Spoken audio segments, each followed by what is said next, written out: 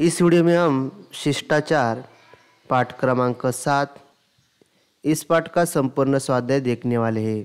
तो प्रश्न पहला है, पाठ के आंगन में सूचना के अनुसार कृति पूर्ण कीजिए। क संजाल।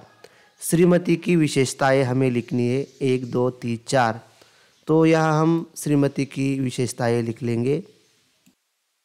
तो इसका जवाब है 1, किसी पर विश्वास नहीं करती थी। 2, घर में उनकी थी हुकूमत। 3, पति पर गुस्सा आता तो अंग्रेजी में बात करती। 4, नौकर पर गुस्सा आता तो गालियों में बात करती। तो ऐसी श्रीमती की विशेषताएं हम लिख सकते हैं। इसके बाद अगला सवाल है हमारा ख, विधानों के सामने दी हुई चौखट में सत्य असत्य लिखिए।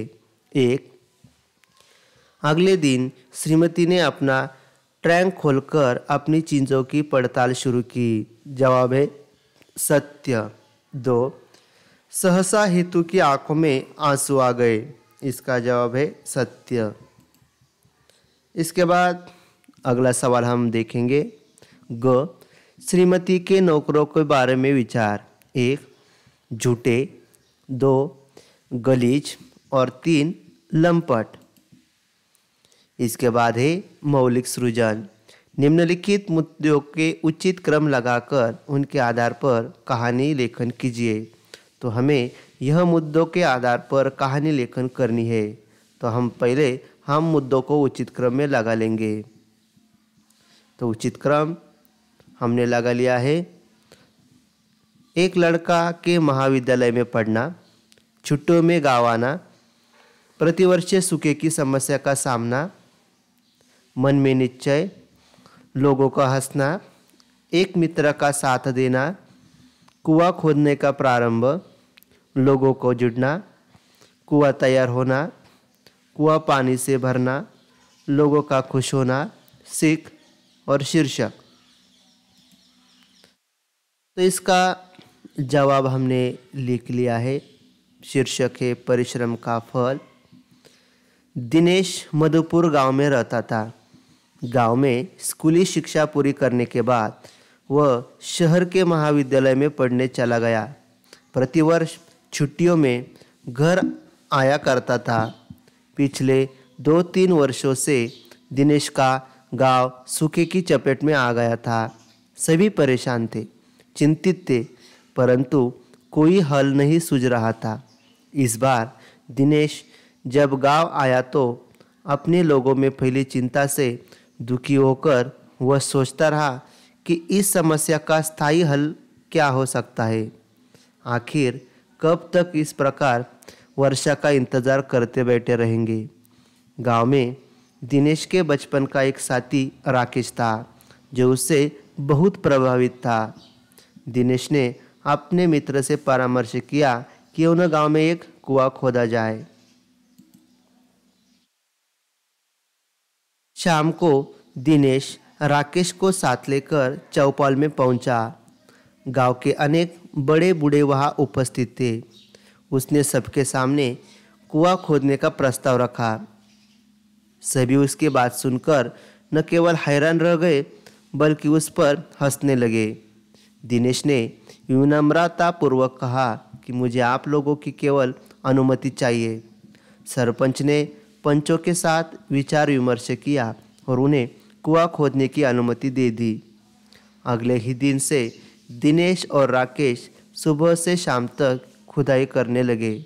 शुरू में तो गांव वाले तमाशा देखने ही वहां आने लगे, लेकिन धीरे धीरे जब उन्होंने उन दोनों की मेहनत के परिणाम स्वरूप कुआं खोदते देखा तो वे भी स्वयं को इस मुहिम में जुड़ने से नहीं रोक सके।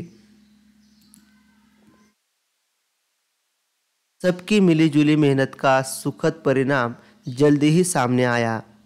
एक अच्छा बड़ा कुआं बनकर तैयार हो गया। सभी गांव वाले प्रसन्नता के सागर में डूब गए। सब बार बार दिनेश और राकेश को आशीर्वाद देने लगे।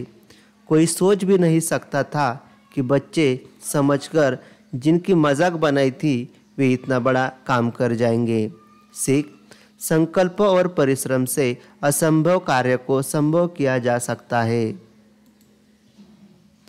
तो अगला प्रश्न है पाठ से आगे, मानवता ही श्रेष्ठ धर्म है, विचार को अपने शब्दों में स्पष्ट कीजिए। तो इसका जवाब है मानवता मनुष्य का सर्वश्रेष्ठ धर्म है, परंतु आज लोगों में संवेदनशीलता समाप्त होती जा रही है। मनुष्य मशीन बन गया है, निजी स्वार्थ के आगे उसे कुछ दिखाई नहीं देता। मानवीय मूल्यों का पतन हो रहा है। हमें प्रत्येक मनुष्य की सहायता करनी चाहिए, किसी को दुख नहीं पहुंचाना चाहिए। मानव सेवा ही सच्ची नारायण सेवा है। आज के भौतिकवादी युग में यदि मनुष्य दूसरों के साथ सद्व्यवहार करना नहीं सीखेगा तो भविष्य में वो एक दूसरे का विरोधी बन जाएगा। इसके बाद है व्याकरण का प्रश्न। हमें क्रिया विशेषण अव्यय, समुच्चय बोधक अव्यय, विस्मयादि बोधक अव्यय और संबंध बोधक अव्यय हमें लिख लेना है। तो इसका जवाब हम देखेंगे। उत्तर क्रिया विशेषण अव्यय। वाक्य साहब मुझे जाने दो, मैं जल्द लौट आऊँगा। 2 समुच्चय बोधक अव्यय। वाक्य दोनों इस नतीजे पर पहुँचे कि इस वक्त चुप हो जाना ही ठीक है। इसके बाद है संबंध बोधक अव्यय। वाक्य इस पर श्रीमान आपे से बाहर होने लगे। इसके बाद चौथा प्रश्न। इसके बाद है विस्मयादि बोधक अव्यय। वाक्य अरे तू कहाँ था इतने दिन। इसके बाद अगला प्रश्न है रचना बोध। तो इसका जवाब हम देखेंगे। शिष्टाचार कहानी के माध्यम से साहनी जी ने पति पत्नी नौकर मालिक के संबंध, उनके प्रति दृष्टिकोण, नौकर का अपने मालिक के प्रति कर्तव्य बोध, अनजाने में किए गए कार्य का पश्चाताप आदि विविध स्थितियों को बड़े ही मनोरंजक एवं मार्मिक ढंग से प्रस्तुत किया है। इसके बाद है सूचना के अनुसार कृतियाँ कीजिए। गद्यांश में हेतु की बताई गई विशेषताएं। तो इसका जवाब है चपटी नाक, मोटे हाथ, बेतरज से दांत और छोटा माथा। तो इस प्रकार हम गद्यांश में हेतु की बताई गई विशेषताएं हम देख सकते हैं। इसके बाद 2 है ऐसे प्रश्न तैयार कीजिए जिनके उत्तर निम्न शब्द हो। बर्खास्त, हेतु।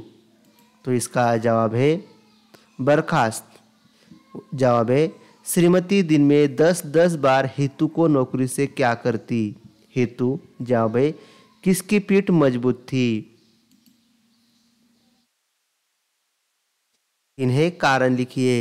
1 रामगोपाल जी की नौकरी की खोज शिथिल हुई और 2 हेतु की तनख्वाह से कटौती होती। तो पहला का जवाब हम देखेंगे। रामगोपाल जी की नौकरी की खोज शिथिल हुई। जवाब हेतु घर का काम संभालने लगा, इसलिए रामगोपाल जी की नौकरी की खोज शिथिल हुई। 2 हेतु की तनख्वाह से कटौती होती। जवाब यदि हेतु से किसी चीज़ का नुकसान होता तो हेतु की तनख्वाह से कटौती होती। इसके बाद है चौथा प्रश्न। नौकर और मालिक के बीच सौहार्दपूर्ण व्यवहार होना चाहिए, सहमत लिखिए। तो इसका जवाब है आज के भौतिकवादी युग में जहाँ पति पत्नी दोनों कामकाजी हो तो बहुत से घरों में नौकरों के बिना काम नहीं चलता। इसी प्रकार दुकानों में, होटलों में छोटी उम्र के हजारों लाखों नौकर काम कर रहे हैं, परंतु अनेक अवसरों पर उनके साथ बहुत ही बुरा व्यवहार किया जाता है। उनकी पिटाई तक कर दी जाती है। हम स्वयं को इनका स्वामी मान लेते हैं। यदि वेश्तावत नौकर अपनी सेवाएं हमें देते हैं तो इसका यह अर्थ कदापि नहीं कि हम उनके जीवन पर अपना अधिकार मानने लगे। जो लोग सर्दी गर्मी के विकट मौसम की परवाह किए बिना हमारे दैनिक कार्यों में हमारी मदद करते हैं, उनके साथ सौहार्दपूर्ण मानवीय व्यवहार करना हमारा कर्तव्य होता है। तो इस प्रकार हमने पाठ क्रमांक 7 शिष्टाचार इस पाठ का संपूर्ण स्वाध्याय देख लिया है। आपको वीडियो अच्छी लगी हो तो वीडियो को लाइक कीजिए और चैनल को सब्सक्राइब कीजिए। मिलेंगे ऐसे नए वीडियो में, तब तक के लिए धन्यवाद।